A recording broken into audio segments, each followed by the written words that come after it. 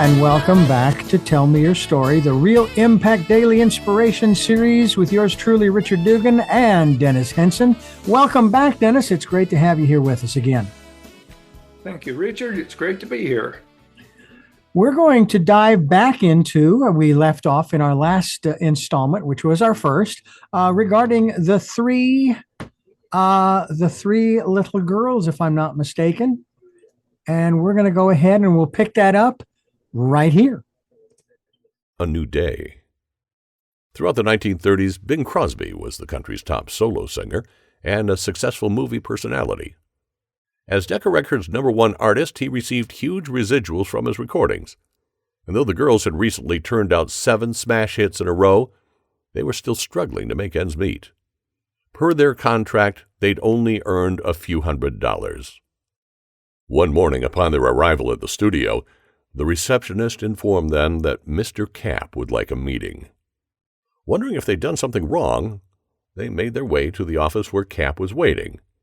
They cringed as Jack took their contract and ripped it to pieces as they took a seat. But to their great surprise, he handed them a new agreement. However, this arrangement contained terms almost identical to the ones in Bing Crosby's contract. There was, however, one exception. This new agreement was made retroactive from the first day. But Jack wasn't finished. As the sisters looked at each other in disbelief, they were also given a check. The number on the amount blank of the check contained so many zeros the girls couldn't believe that much money existed. Some might consider this a generous move on Cap's part. However, in the following decades, the Andrews sisters were instrumental in turning Decca Records into one of the most successful labels in the music industry. Amazing, Dennis. Obviously, the record industry has changed dramatically since their day. But I think we all would love to see a check like that, where there are so many zeros you can't even count them. Really remarkable. And I have to say that as I was here listening to that, first thought that went through my mind was the very thing that he did. He tearing up their original contract and then giving them what they so richly deserved. Absolutely. They did deserve it, and they made it worth its while. Yeah. It's quite amazing to me how I know that a lot of us, we get impatient. Things aren't happening as fast as we'd like them to happen, right? And we wonder if we'll ever get our just desserts. I mean, I've even asked that question even of myself in my career. I've got all these tools. I've gathered them for so many years. When am I going to get mine? And I got to tell you, I've really come to the realization that, you know what? You're getting yours as you go. And if you get that big payday, hey, wonderful. But the fact that I have not worked a day in my life in regards to radio and broadcasting, I think goes a heck of a lot farther than a giant check. I agree. Yeah. If you're grateful for what you have, you're already wealthy. If you've got millions and millions of dollars and you wake up every morning and you're sad and unhappy and under pressure and mad about things, then what good's the millions of dollars? Mm-hmm. Yeah, a very good point. Absolutely. We are going to listen to another segment here as we continue here. This again is the Real Impact series on Tell Me Your Story. And this is the next section in that fairly long story that you have in your book, Real Impact Daily Inspiration. Unmatched talent. Patty, the sexy, vivacious blonde and personality of the group who always sang lead, is one of the most talented singers ever to take the stage. The timbre of her voice was piercing and endearing at the same time. However, the glue that held the sisters together was the fiery redhead Laverne. Her natural musical ability and rich low voice were the basis of their sound. Maxine, the beautiful brunette, not only flawlessly sang the upper parts, she was the most physically attractive of the three. The girls produced a sound that's often been copied but never matched. When they wanted to sing with power, they sang in unison. Then, when they broke into parts, it only emphasized their splendor. Yet their sound was just the beginning of their talent. Before them, most singers and singing groups simply sang and sometimes swayed to the music. However, the Andrews Sisters incorporated striking choreography in their performances. Adding that to their immaculate harmony, high energy, and sixth sense precise timing set them apart from any other group. Seeing them perform could be compared to viewing a three-ring circus. A lot was going on, and their audiences simply couldn't get enough. From 1938 through 1951, their hit records established the trio as bona fide stars, which brought them extensive radio and personal appearance work. And, I realize that times have changed, standards have changed, and so forth, and attitudes.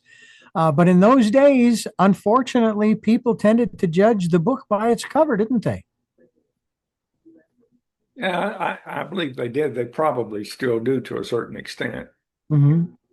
I mean, when in the story there, a reference to the one gal who was considered to be the most attractive of the three, and I'm sitting there going, well, isn't that kind of subjective? And I guess it is, but maybe the three of them would agree that she was. Well, I wrote the book. It was my personal opinion. And if you look at the pictures, she is beautiful. Mm-hmm. But Patty is really the entire package because she's pretty and sexy and funny and very talented, and she's really the star. The other two are pretty much supporting her, and that caused a lot of jealousy between the three of them. They fought a lot all the time behind the scenes. It's also very interesting to observe their sound as well as their look, not just their appearance. I'm wondering how, and I know that it probably goes back maybe, who knows, centuries, but in terms of the modern day choreography of either an individual, I mean, we see single artists who have an entire entourage dancing behind them. Right. Here are these three gals, they don't have that entourage, so it's just the three of them.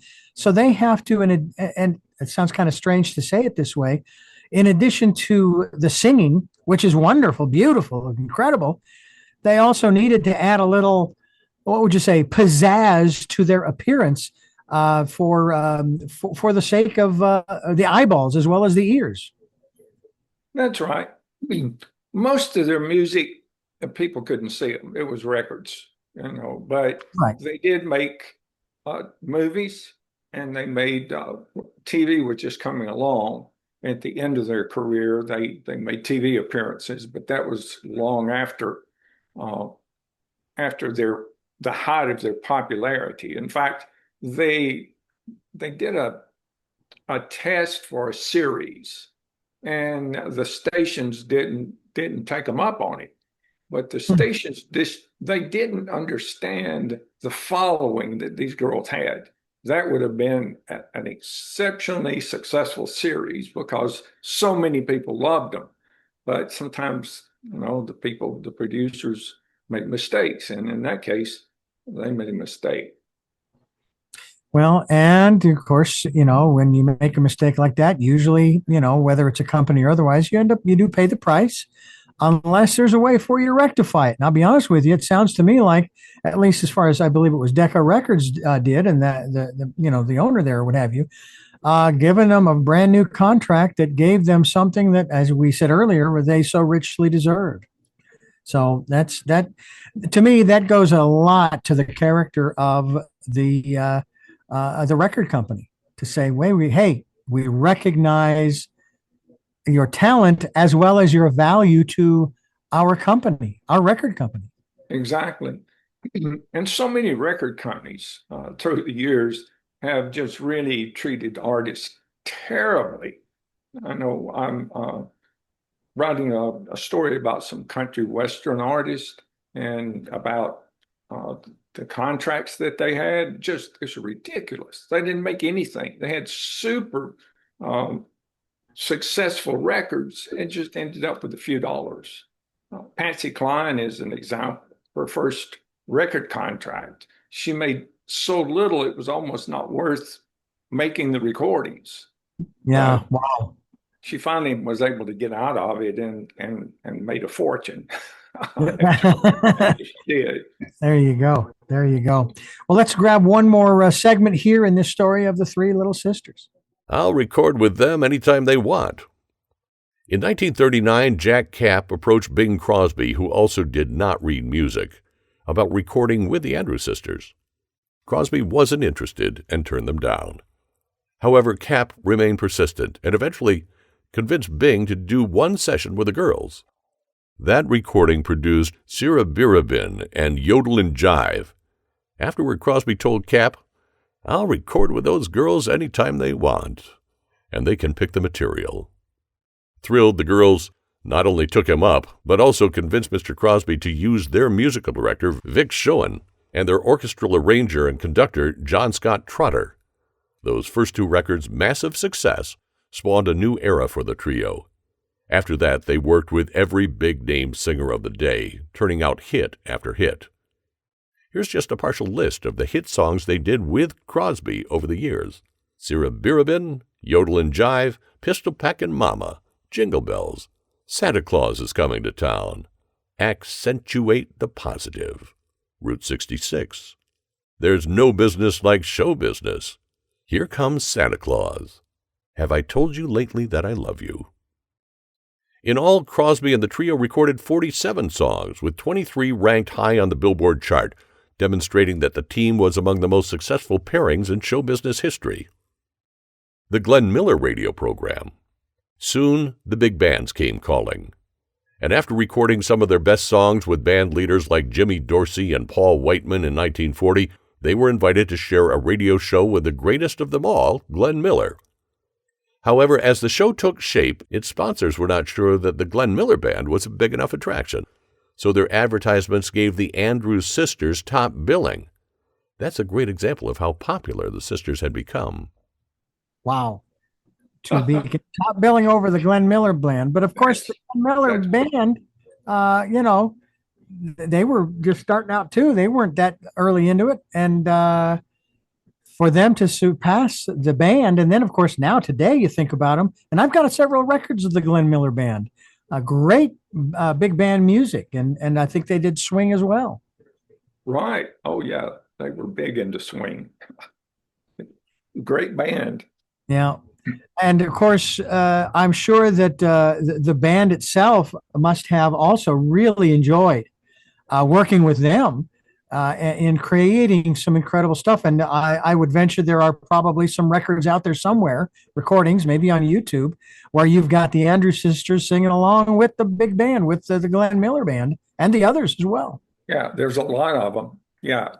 I mean, you'd be surprised. Just go to YouTube and type in Andrews Sisters Big Band, and there's hundreds of them. They were in great demand. All of the bands wanted to back them up. Wonderful. Well, we're going to jump into some more in a little bit of the Three Little Sisters as we continue our journey through their story that is in your book, which is Real Impact Daily Inspiration. And we're going to do that. But before we go any further in that regard, first we want to let you know that Real Impact Daily Inspiration is available to you. And there's a possibility of getting a free copy in Audible if you go to realimpactbook.com. And there's a little game that you can play. Dennis has set it up where you're looking for the lamp, Aladdin's lamp, that's on the cover of the book, but you have to find it on the various pages of that website, realimpactbook.com. And if you find it, you send Dennis an email saying, hey, I found it on this page and then over here in the lower left-hand corner or what have you. I made the mistake, Dennis, not that I'm necessarily eligible, but I made the mistake. I was only looking on one page. And it's like, oh, that's right. I got to look at all the pages. So please do that. You can also get a free ebook by going to realimpactbook.com, by going to the bottom of the page and clicking on a podcast participant or attendee, a podcast attendee, putting in your email address, and you'll get yourself a free copy. It's an ebook. If you have unlimited Kindle, you already have access to a free copy of the book in e-form or electronic form, if you will. You can also order your hardcover or paperback copy. And Dennis, you also provide bundles where you'll put the book and one of your other books together as a bundle, a special package each month. Is that right? That's correct. And Richard, one of the reasons I'm giving the ebook away, I mean, there's more than one reason. The first reason is I didn't write the book to make $1 million. I wrote the book to help 1 million people. And the book can't help you if you don't have it. So I'm giving it away. The other ulterior motive is if you like the book and you like the way I write, I've got other books coming out. And the next one that will be coming out is called The Laws of Nature for Success. And I'm proofreading it right now, and I just love it. I mean, it's my own book, but it's very interesting, and I think everybody else will like it too. It's got a great title and a beautiful cover. I mean, the cover is just amazing. Someone came into my office yesterday, and I had it pulled up on a screen, and they said, "Whoa, wow, that's amazing," and it is. I think it's going to be a blockbuster. And I would venture too that all of these books, or most of the books that you're writing, are also going to be available in Audible, correct? Yes, yeah.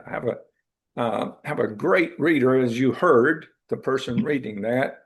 It took me, I had to get in line for him to read my book. I had to wait for 6 months for him to do it, but it was worth it because I think he's done a great job. I would agree. He really has a very well produced and great sound. And we'll have more sounds of that voice as we continue here on the Real Impact series here on Tell Me Your Story. I'm Richard Dugan. He's Dennis Henson. This is Tell Me Your Story, the Real Impact Daily Inspiration series. And we are in the midst of talking about the Three Little Sisters. But before we do that, Dennis, I want to talk a little bit about the book, the Real Impact Daily Inspiration series, or book, I should say, not the series, and the parts that you've got. You've got a series of stories, which we have covered. We're actually holding the last 2 long stories for the end of our series. Right now, we're into the Three Little Sisters. Then we have The Dreamer, which is about, well, who do you think? Walt Disney. What a dreamer, and what a dream he's created for people around the world, literally. But then you have a section of quotes that you've collected over the past 50 years.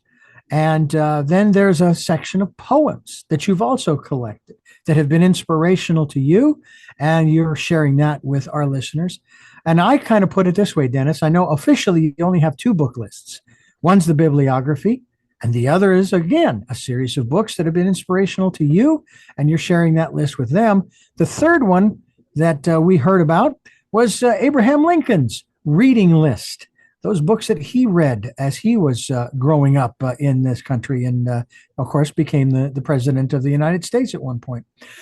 So you've got a lot of resources within this volume, but you've got at least 1 and 2 more volumes coming our way, and I'm very excited about that.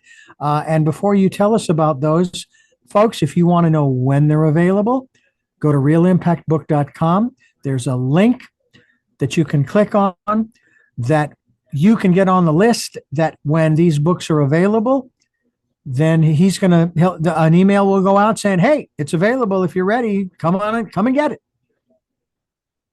That's true. That link is on podcast attendee. You know, when you go to the website, scroll to the bottom, click on podcast attendee, and there are 3 gifts. And that's one of the gifts. If you click on that, I'll tell you when the other books come out and give you a nice discount. So it's worthwhile to go to the site, and it's an interesting site. There are lots of videos on there. There's recordings, there are audio recordings, and there's links to different things to learn more about Real Impact. Yeah, there's even a story in there about the lamp, and yes, we may bring that up maybe next week in our third installment of the Little Sisters as we continue here. I'm gonna a lot of this information that we share on this program. Yeah, we've mentioned it before, but it bears repeating simply because we don't know who's listening in at any given time. So we want to remind you folks. And I'm curious, Dennis, about your beginnings with the Real Impact series. I mean, you've got 1 volume with 2 more on the way. who knows? There might be more because there's so many inspirational stories out there. But tell us a little bit about the impetus or the catalyst that sent you down this path as far as the Real Impact series. Sure. When I moved to Texas near the turn of the century, I started investing here. I'd been investing in real estate for a long time, but I started really investing heavily. It was like a kid in a candy store. There's so much real estate in the Dallas-Fort Worth area, and I was very successful, but I wanted to learn more about real estate investing. So I decided I would start a group. Now, there were real estate investing groups in Dallas and in Fort Worth, but each of them was probably an hour to hour and 15 minutes if there was no traffic. Hmm. But if there was traffic, there usually was on the days of the meetings, it was an hour and a half both ways. So I thought, well, there's not a group in Arlington and it's in the center of the Metroplex. And so when I started it, a lot of people came. I had a very successful group. I put it on Meetup and it became the largest real estate investing meetup in the world. We had 10,000 members. Hmm. So I started doing classes, advanced classes. If I wanted to learn about land trust, I would say, okay, I'm going to have an elite meeting on land trust. Everybody come and learn about land trust. Well, then I had a month or 6 weeks to learn everything there was to know about land trust. So it forced me to learn about the advanced techniques and I could answer their questions. And one day, one of the members came up and said, Dennis, I'm going to retire and I want you to mentor me and I'll be happy to pay you. And I said, well, I really don't have time. I got my real estate. I've got these meetings and these training. I just don't have time to take on a student. So he said, well, you didn't understand what I said. I said, I'm retiring and you're going to mentor me. And said, let's go out to lunch and we'll talk about it. So I told my wife, Norma, I said, I'm not going to do this. I just don't have time. So we went out to eat. And after we ate, he had on a suit coat and he reached in his pocket, pulled out a checkbook and handed it to me and said, here, fill this in. And I looked at him and I said, do you mean the amount? And he said, yes. So I thought, well, I get rid of him. I'll put a number here that's so big, nobody's going to pay it. So I handed it back to him and he took the check out and signed it and handed it back to me and never even looked at the number. So that's when I started teaching. And I had lots of students. I had a really great training program. I'm kind of starting it back up right now, but my students became extremely successful. And I became famous for my students. So I was being asked to speak at other groups and at expos, and I was speaking in other countries. So podcasts were just getting started. And there was a real estate podcast that had me on. And during the podcast, the host said, Dennis, what makes your students so successful? There's all kind of gurus out there, but your students just seem to blow it away. And I said, well, I haven't changed their habits. If they can form success habits, they'll become successful. And then he said, what's the most important success habit? So I thought for a second and I said, form the habit of reading something positive every day that lead them toward their goal, which in that case was real estate.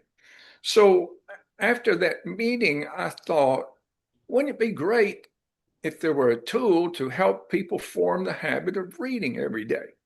And then it hit me. For 50 years, I've been collecting motivational books, stories, quotes. And if I put those all in one book, I left out poems.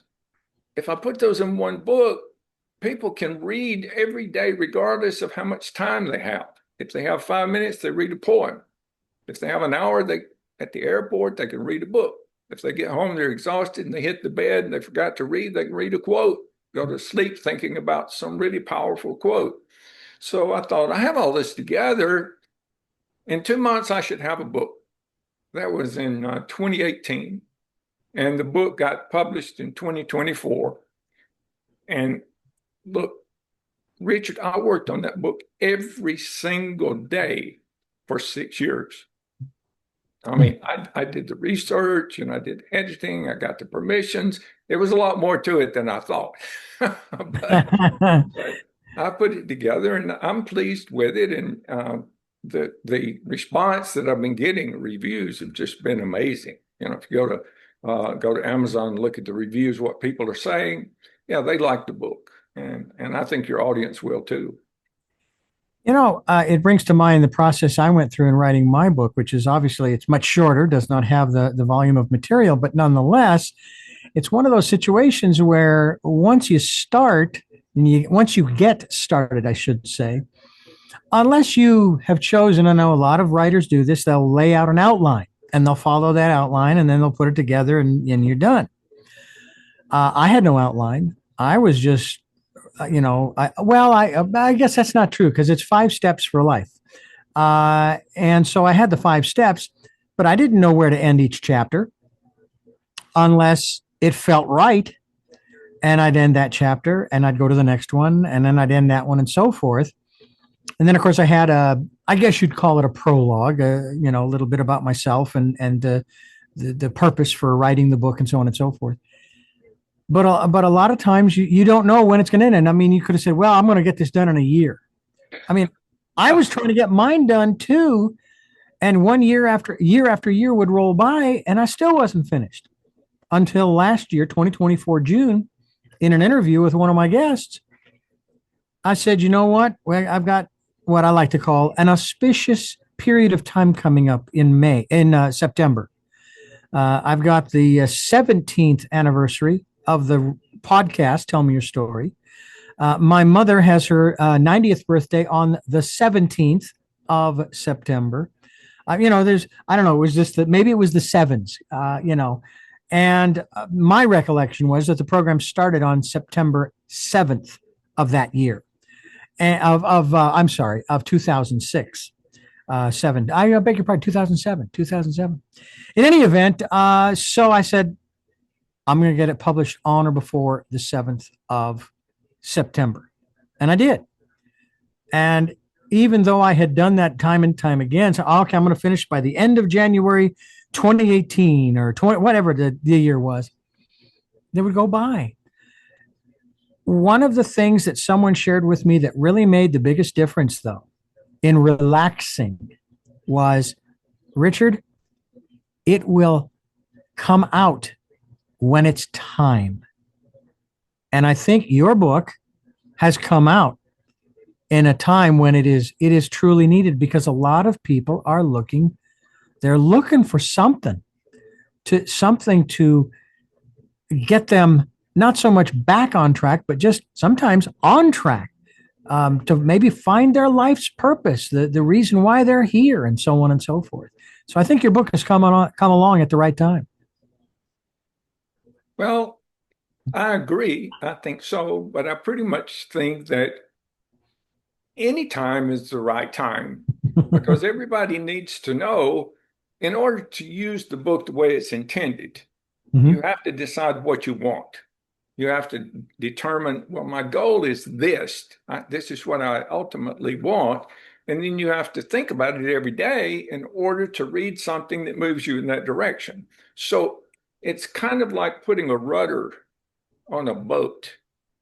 You can have a beautiful boat with lots of engines, lots of power, and it can have all of the niceties. But if it doesn't have a rudder, it's not going to be very useful. You're going to end up out in the middle of the lake or the ocean, and you're not going to get anywhere. So knowing what you want, the Aladdin lamp on the front of the book, if Aladdin rubbed the lamp, the genie came out, he said, "What do you want?" That's what the genie said. Well, that's what the book's about. Decide what you want, and this book will help you get there. Exactly. So I think it's a useful tool anytime. It's like a hammer. When's the best time for a hammer to come out? Well, if you're going to be driving nails, anytime was a good time. Anytime. And of course, depending upon the quality of hammer you want, they can be very inexpensive or very expensive. This particular hammer as a metaphor, is not that expensive. The hardcover, then you have the paperback, you've got the ebook, you've got the Audible, and we hope that you'll go to realimpactbook.com to get your copy as we continue here on Tell Me Your Story. With Dennis Henson, I'm Richard Dugan. This is Tell Me Your Story, the Real Impact Daily Inspiration Series, and we're talking today about, of course, the focal story, and actually for this particular series of programs, the three little girls. And what we're going to do is we're going to jump into another one of those stories here on Tell Me Your Story. The Swing Era. The swing era, aka the big band era, lasted from 1933 through 1947. The girls' intricate vocal arrangements and rhythmic ability mirrored the sound of the big bands. Some notable groups that became popular during that time included Glenn Miller, Benny Goodman, Tommy Dorsey, Jimmy Dorsey, Count Basie, Artie Shaw, and Woody Herman. However, the group who truly personified swing was the Andrews Sisters. Now, were they considered to be a group, obviously a trio, that was their signature, was swing? That's right. They ushered it in and made it popular. Wow. Now, I know that trends come and go. I mean, you and I, we've lived long enough. We've seen how certain things will come into fad or vogue, if you will, and out. And then they'll come back in again, and then they'll go out. I mean, I'm seeing bell bottoms again. And the last time I saw those was back in the 60s and 70s. And yes, I did as a child wear bell bottoms to school. So it's really remarkable. Well, I'll tell you, go ahead. There's still swing bands. I mean, I'm a drummer and I could get a gig every single night if I wanted to, because there's plenty of bands out there that still do swing. And there's plenty of dance groups in every major city in the United States. If you want to go and do swing dancing, it's done every single week, every weekend. You can go to a swing dance and you're still going to hear the Andrews Sisters. So they're still popular. Yeah. You know, after 100 years, they're Absolutely. still very popular. It's and really even on Facebook, they have a big following and they're all dead, but they still have a tremendous following. I'm hoping that their family, I can't even think of the word I want to use to describe the relatives that have lived on since then. Hopefully they're enjoying a little bit of that their ancestors, the Lennon sisters, the Andrews sisters have brought to the world, quite honestly. Here's another segment of the story of the three little girls. Movies. The trio's talent didn't go unnoticed by Hollywood. Universal signed them to star in several musicals, starting with Argentine Nights in 1940. Then, as America prepared to become embroiled in a world war, they were slated to star in several patriotic films. From 1940 through 1948, they appeared in 17 movies, including lending their voices to 2 animated features for Disney. Buck Privates, 1941, featured I'll Be With You in Apple Blossom Time, and Boogie Woogie Bugle Boy, the song that endeared them to American troops. Boogie Woogie Bugle Boy was nominated for an Academy Award for Best Original Song and is ranked number 6 on the Songs of the Century. Wow. And I know that a lot of people, I mean, for example, someone also in our time, Bette Midler, is also pretty darn famous and popular for her version, her rendition of the Bugle Boy. I can't even think of the whole title. That's right. And she does a lot of Andrews stuff. You know, that's really her genre. Yeah. Well, it's just incredible how far they came in their lifetime. Again, I keep going back to the part of the story that talked about the incredible due that they got from the record company, Decca Records, in terms of this new contract, and then they just took off from there. And nowadays, we have musicians, some popular and so forth. Obviously, they can make their own videos and put them up on YouTube, and sometimes they're going to get noticed. And who knows, they might end up with a movie deal, that kind of thing, or a television show. Or for that matter, I suppose, doesn't matter whether you're television or movies, you do your own talk show or make your own movies. I mean, the cameras, the telephone, the phones that we have now with the high quality camera imaging is just absolutely incredible. So, what they went through as compared to what folks today go through, similar, but the means are a little bit different, and it's really quite something. Before we take our next pause here, we're going to take one more segment of the story. Take a listen to this. Apple Blossom Time. The ballad, I'll Be With You in Apple Blossom Time, was initially rejected by the producers of Buck Privates. They believed it would slow down the picture. Still, the girls insisted. Then the studio refused to pay for its rights. Undaunted, the girls paid the $200 themselves, and Apple Blossom Time became another massive hit. The song was eventually adopted as their theme song. Incredible. And that's one of the interesting things, too, is that you have some artists, some of my favorites, have their theme song. For example, John Denver, Country Roads, or West Virginia. That is West Virginia. Country Roads or Rocky Mountain High would be his signature. So you've got some artists these days who, or in the past decades, who had that, and a lot of some artists, they never had their signature. So they were very fortunate, and I'm guessing that was very early on in the music industry. So they actually sort of started a lot of different things, a lot of different aspects of the music as well as the movie industry. They did. They broke a lot of walls, if you will, or ceilings. I don't know if that's the right term to use, but it's just incredible.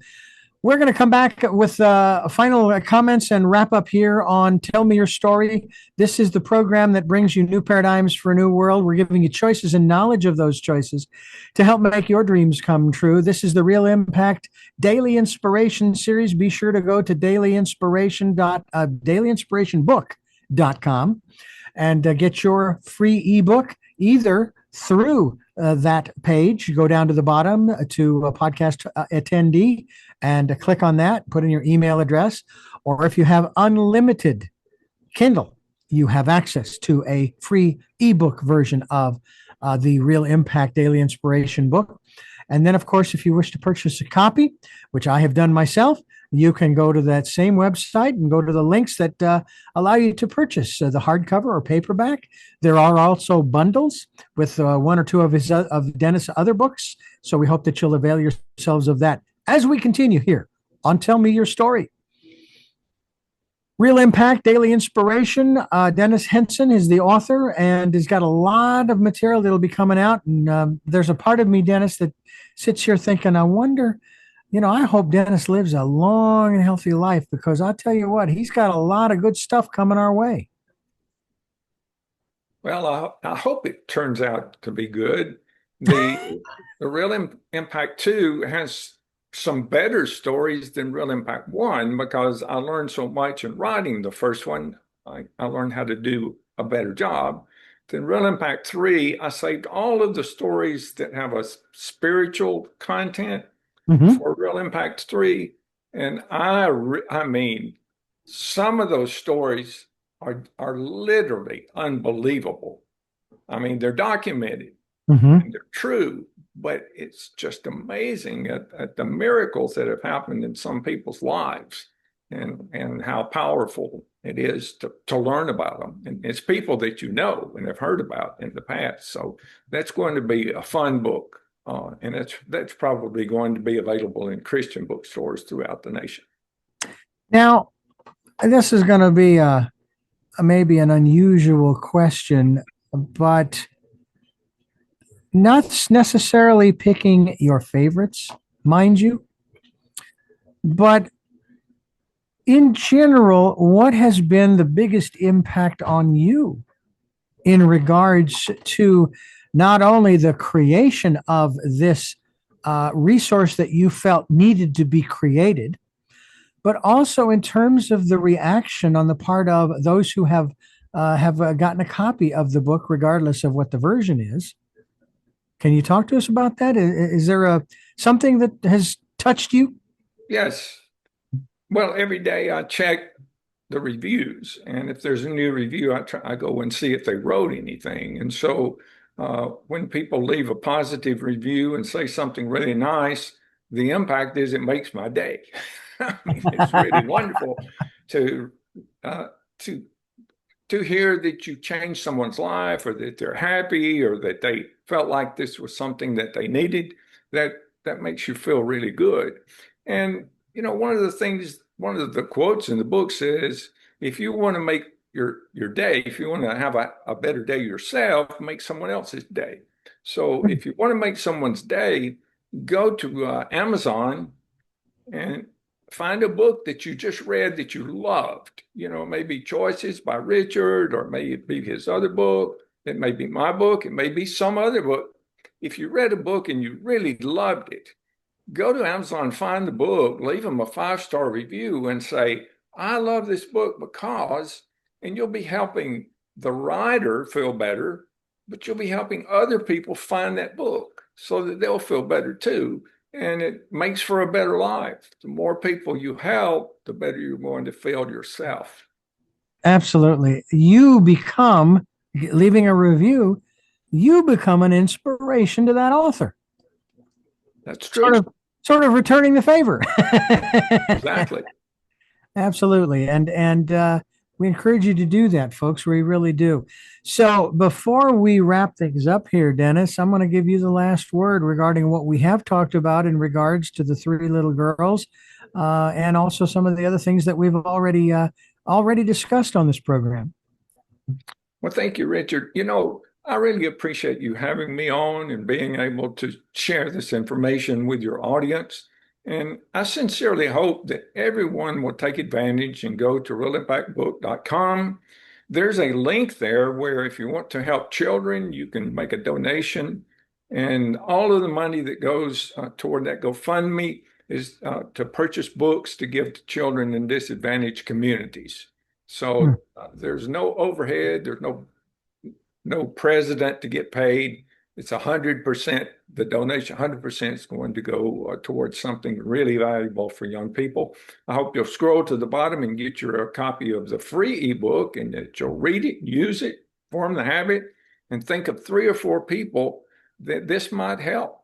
Maybe you know someone in sales, multi-level, or someone that's having a hard time, or they're graduating from high school or college, or just a grandson or a granddaughter, nephew or niece. You want to give them something really nice that they'll keep. It's a legacy gift. Mm-hmm. The hardcover book is really a beautiful book. I don't know if you've seen that, but it's a nice gift, and they'll keep it forever. I have a book that my aunt gave me when I graduated from college in '73, and I still have it. It's got her name on it. It's got my name in there. So I know you keep books. You don't throw those away. No, I mean, I have collected them as long as I've been interviewing people, and it's hard to throw them away sometimes. There are some interviews I've done in an early part of my career that I'm going, well, okay, that I don't want to throw it in the trash. I got to find some way to pass it forward to somebody. And so I make the effort. I did that before we moved to Santa Barbara. I had a whole 2 or 3 containers filled with books. And I thought, I can't throw these in the landfill. Come on. I may not like the subject, or it may not interest me, or I may have read it enough times where, I don't need it anymore, or maybe it's on Audible and whatever. And I was actually able to find in Phoenix some bookstores, used bookstores, that actually gave me, pennies on the dollar. So I made a couple of bucks in that respect, but I also was able to pass them on to folks to read and to learn from. And that's part of what, when I talk about, choices and knowledge of those choices, that's what I'm talking about, is we're wanting to pass on the knowledge that we have gained from these books to other people. So I hope that people will get a copy of your book. Dennis, thank you once again for joining us. We'll do another installment of The Three Little Girls next week, and we'll look forward to talking with you again next week. Sounds great. Thank you, Richard. And we will look forward to talking with you folks next time. as we continue Tell Me Your Story, New Paradigms for a New World, where we are giving you choices and knowledge of those choices to help make your dreams come true. We are here on Sundays at 7 a.m. and 7 p.m., Monday mornings at 1 a.m., Wednesdays at 9 a.m., and Monday through Friday from 8 to 9 a.m. For Tell Me Your Story, we stream live at those times at richarddugan.com. Our podcasts are on SoundCloud, iTunes, TuneIn Radio, Spotify, Stitcher, Player FM, Blueberry, iHeartRadio, Amazon Music, as well as YouTube, where you can watch these conversations. And I hope that you will subscribe and click notification. We also ask you to go to Amazon. In addition to getting your copy of Real Impact Daily Inspiration, we hope you'll also pick up a copy of Choices, 5 Steps for Life, also available on Amazon in paperback and hardcover with also an ebook version. And also, if you would like to leave us a tip, we have a PayPal account there with whatever amount you'd like to leave us. And there are links to both Amazon for Choices as well as PayPal for that tip on the homepage of richarddugan.com. So we hope you'll do that. We also hope that you will take time during this decade of perfect vision to spend some time in that quiet, peaceful, calm place, listening to that still small voice. And until our next broadcast, podcast, videocast, love Talal, Jeanette, I am still listening. Dad, continue to be happy because I am. Smokey, I will see you on the other side. Mike, thanks for letting me be in your life. To my dear friend Zorro, aho, aho.